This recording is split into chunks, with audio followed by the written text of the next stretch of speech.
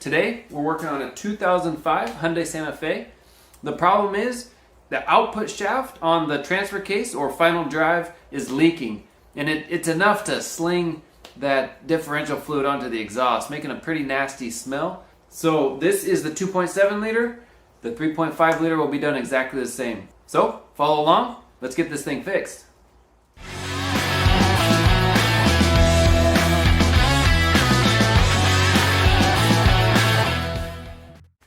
Because we'll be working under the vehicle, we want to jack the vehicle up, put it on jack stands. You don't have to take the tires off, but just raise it up enough so we can slide under there nice and comfortably. So now that we're under the vehicle, you can see where it's been leaking, and that's the output shaft seal there. This is the transfer case. It's kind of hard to get a big view of it because I'm under the vehicle. But that's where it's leaking. You can see that fluid as the axle spins. You can see over here, it's all over that exhaust, gets on there and just really makes for a nasty smell. If you have a leak in between the transfer case here and your transmission, that's an input shaft seal. If that's where your leak is in between here, then we'll have to take the transfer case off the vehicle to replace that seal. There's another seal, if I can find it. Right there is your axle. You can see the axle boot there.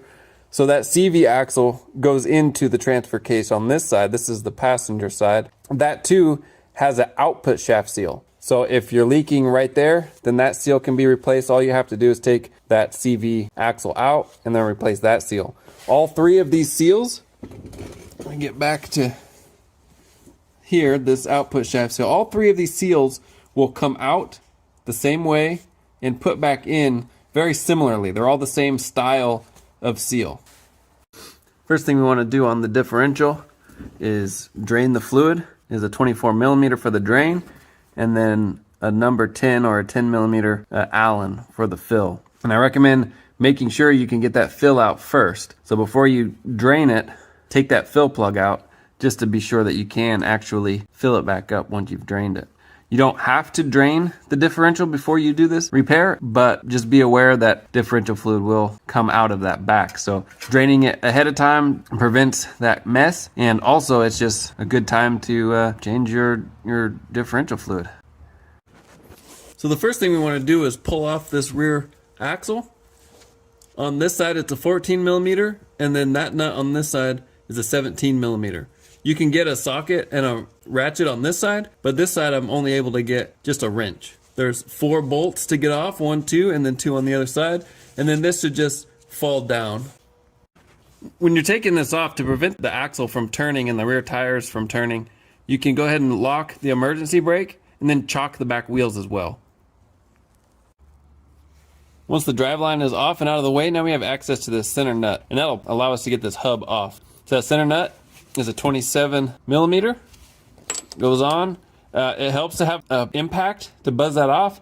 It's not on there very tight, so even a small impact should work. If you can't get it with an impact, using a breaker bar, somebody may have to put their foot on the brake for you or somehow hold the brake down, because the tire will want to turn, because this will turn the transmission and the tires will want to spin. So impact works the best. If not, then you may need a second person inside to hold the brake down, or even like a rod or some kind of stick to push the brake pedal down and hold it for you will work. But getting that center nut out next, and then this should slide out pretty easy. If it's hard, you may need to tap on it, get it out. A puller, maybe. You may need a puller to get it out, but my experience is these come out pretty easy. Now with that hub off, you can see we have access to the seal. A couple of ways to get the seal off is to use a flathead screwdriver, poke it in there, and then just pry up and out, and that'll come out. Or don't have much room under here. You can use one of these. The same idea, get it under and pry up. If you use this or a screwdriver, just be careful not to score the side of the casing here, because this presses in. If there's a score mark, it may not seal properly on the outside. So the inside may be sealing, but the outside is still allowing fluid to get past it. So just be careful not to score the casing. They also make special tools just for taking out these seals. So let's pop this seal out and we'll put in our new one.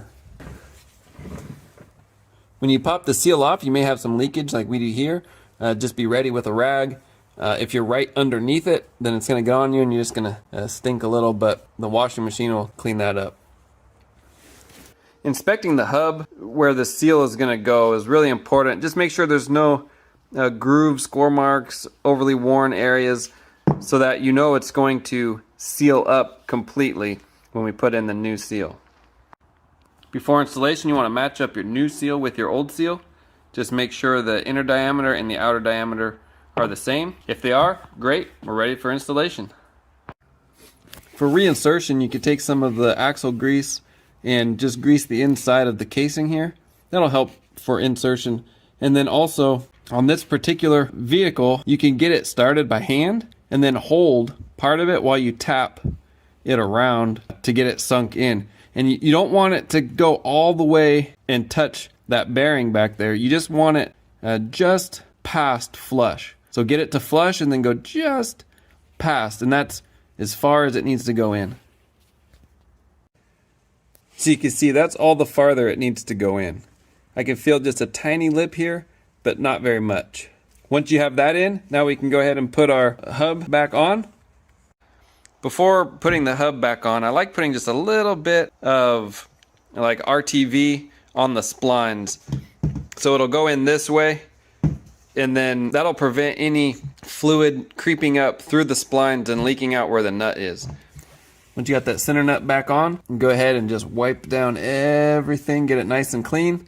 That center nut doesn't have to be crazy tight. I don't have a torque spec on it, so use your judgment. If you broke it loose without power tools, then you can kind of feel how tight that was. But use your judgment on that. I don't have the torque specs. If you do in your manual, awesome. Maybe put it in the link down below, post it in the comments. That'd be great for anybody watching this. Once we have that in, now we can go ahead and put our driveline back on. Once your driveline is on and tight, fill it up with new fluid. Take it for a good test drive. And well, there you go. That's how you replace the output shaft seal on the front transfer case on these all-wheel drive vehicles. Some takeaways. I did not drain the transfer case before doing that seal. I wish I had. So I go ahead and video edited and put that in the beginning to go ahead and drain the transfer case. And then, you know, you're getting a good exchange of fluid at that time anyway. Maybe it's due, maybe you had it done recently, but hey, new fluid's always good. All right, my hands are dirty. Gonna go wash them. Thanks for watching. Like, subscribe. See you on the next one.